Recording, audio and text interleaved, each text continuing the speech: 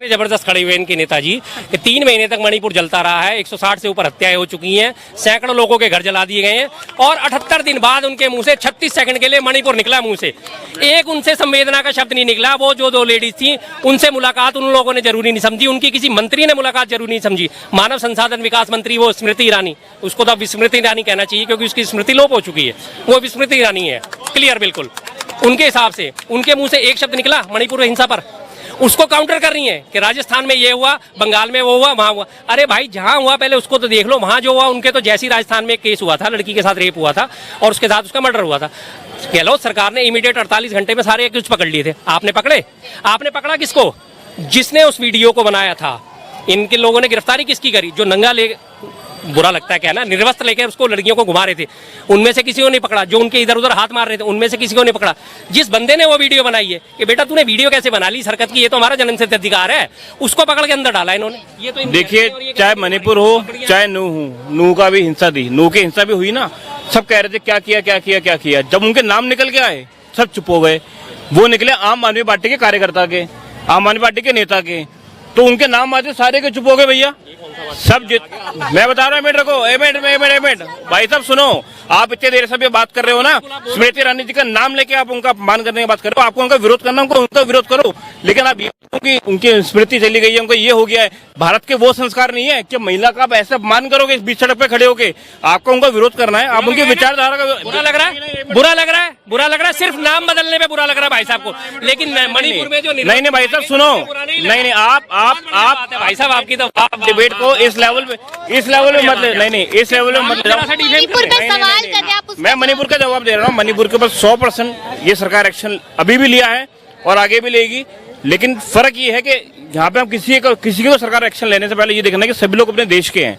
और ये विपक्ष चाहता है कि एक तरफा फैसला लेके एक तरफा यहाँ ताबड़तोड़ हो जाए, विपक्ष उनके साथ उनके फेवर में खड़ा हो जाए। ये मेंटालिटी है।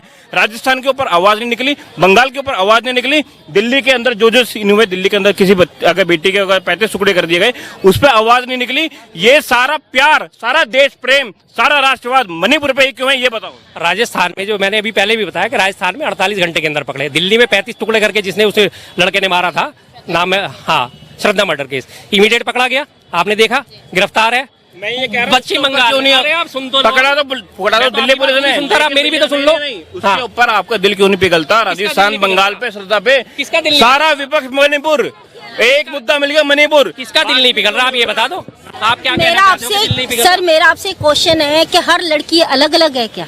नहीं, हर बहन हर बहन अलग अलग है। मणिपुर में इतना गंदा आपको दिखाई नहीं दिया क्या? नहीं विधानसभा में, लोकसभा में बात क्यों हो रही है मणिपुर? लोकसभा में बात राजस्थान क्यों नहीं हो रही? लोकसभा में बात बंगाल क्यों नहीं हो रही? मणिपुर ही क्यों कह रहे हो ये बताओ? वो भी तो कह रहे हैं सर, मणिपुर का 3 महीने के बाद सबको पता चला था जब वीडियो वायरल हुआ था। मणिपुर के लिए ये क्यों कह रहे हैं? क्योंकि मणिपुर पे एक्शन नहीं लिया गया। एक वारदात हो गई है, 78 दिन उस वारदात को हुए हो गए, उस पर कोई एक्शन लिया गया तो मणिपुर पे बात नहीं करेंगे। राजस्थान से उसको कंपेयर कर रहे हैं। राजस्थान में 2 दिन में एक्शन ले लिया है, 2 दिन में पकड़े गए, सबका हो गया। दिल्ली में पकड़े गए, पश्चिम बंगाल में पकड़े, मालदा का जो केस हुआ था, हालांकि वो बहुत पुरानी वीडियो डाली गई थी लेकिन उस पर भी एक्शन फौरन लिया गया था। अगर आपके साथ वारदात हो रही है और इमीडिएट आपके साथ एक्शन लिया जा रहा है तो फिर उसमें मुद्दे पे हम बात क्यों करेंगे? मुझे होता मार दे और मैं कंप्लीट लिखाने जाऊं।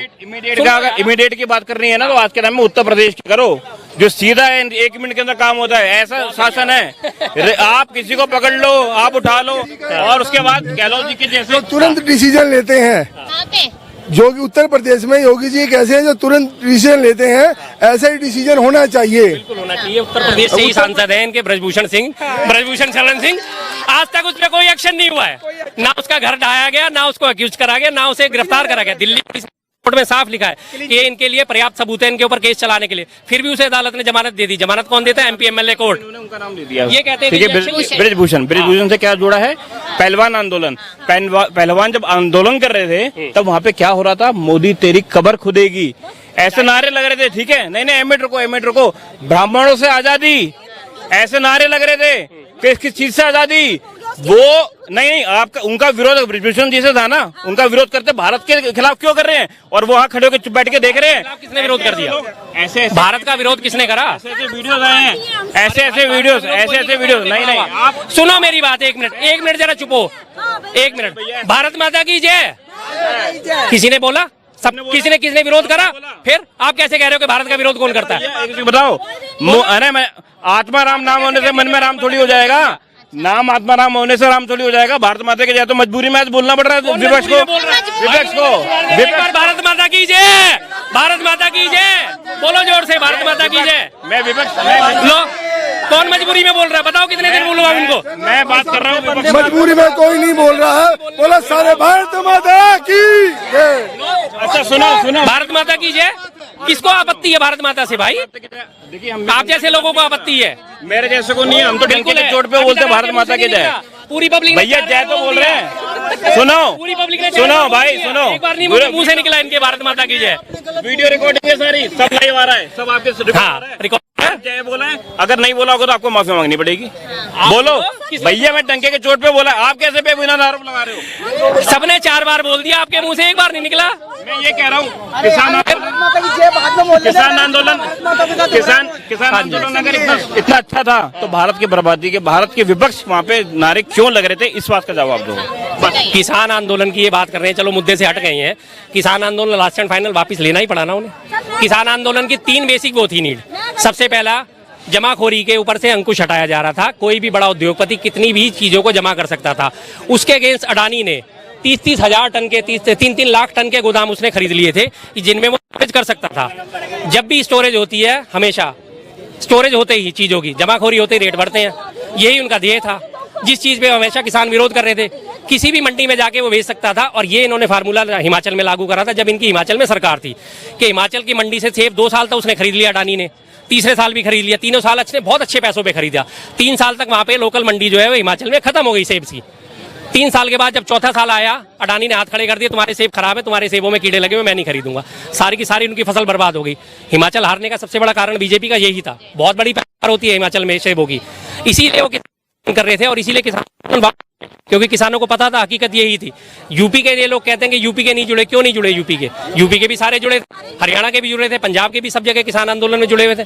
ये खामाखा की बात लेके आ गए बीच में। अच्छा, सरकार को लेकर आना टाइम पास होता है क्या? हाँ बताइए, चुनाव में वोट डालना टाइम पास होता है? बताइए उसको क्या कह रहे हैं ना, टाइम पास हो रहा है। वोट ही नहीं होगा यहाँ का उसका मैडम वोट। आप क्या मानते हैं सर, एनडीए वर्सेस इंडिया जो चल रहा है?